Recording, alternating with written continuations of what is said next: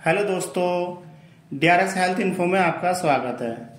आज हम Honey touch syrup के बारे में बात करेंगे जो खांसी के लिए बहुत अच्छा सिरप है। इसमें दो सिरप आते हैं, एक तो शुगर फ्री आता है, एक नॉन शुगर फ्री आता है। शुगर फ्री वो लोग ले सकते हैं जिसको शुगर की प्रॉब्लम है, मतलब डायबिटीज है, और नॉन शुगर फ्री वो ले सकते हैं जिसको डायबिटीज नहीं है। आज हम इसके बेनिफिट के बारे में जानेंगे और क्या क्या डोज है उसके बारे में जानेंगे और क्या क्या ये काम करता है उसके बारे में जानेंगे। एक तरह का ये हर्बल सिरप है, मेडिकेटेड नहीं है, नॉन मेडिकेटेड है और किसी भी मेडिकल पे आपको आसानी से मिल जाएगा। ये डाबर कंपनी द्वारा निर्मित किया गया है, बिना प्रिस्क्रिप्शन के मिल जाएगा, प्रिस्क्रिप्शन की जरूरत नहीं है। ये सूखी और गीली दोनों ही खांसी में बहुत अच्छा काम करता है, मतलब बलगम वाली या फिर ड्राई हो या बलगम हो, दोनों में ही अच्छा काम करता है।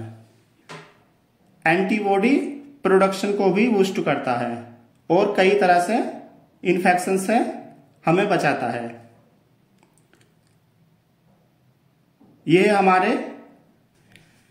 ये एक तरह का एक्सपेक्टोरेंट भी है जो बलगम को पतला करके आसानी से बाहर निकालता है, इरिटेशन को कम करने में मदद भी करता है।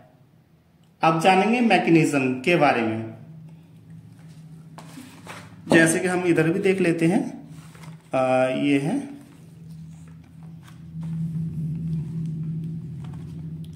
Honey relieve cough and throat irritation. Honey पड़ा हुआ होता है, वो कफ को कम करता है। और ये नंबर 2 तुलसी, एंटी टूसी का मतलब कफ को कम करता है। और नंबर 3 मुलेठी, शॉर्ट थ्रोट रिलीवर, गला सूखा हो या दर्द हो उसमें आराम करती है मुलेठी। नंबर 4 पे है सुनेथी रिलीवर। सुनेथी रिलीवर ये भी खांसी और कफ दोनों में ही आराम दिलाती है। नंबर 5 बरसपा एक्सपेक्टोरेंट, ये भी एक्सपेक्टोरेंट का काम करता है और कफ को बाहर निकालने में मदद करती है।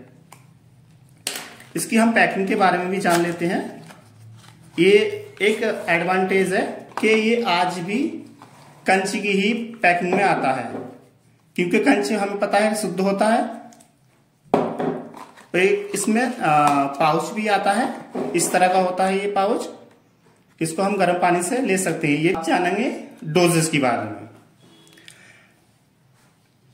एडल्ट 10-10 ml दिन में 3 बार ले सकते हैं, मतलब 2-2 चम्मच। और 5 साल से ऊपर के बच्चे 5-5 ml दिन में 3 बार ले सकते हैं, मतलब 1-1 चम्मच। इसकी साइड इफेक्ट के बारे में, इसका कोई साइड इफेक्ट नहीं है, ये हर्बल सिरप है, तो कोई भी इसका कोई अभी तक कोई साइड इफेक्ट देखे नहीं गया है।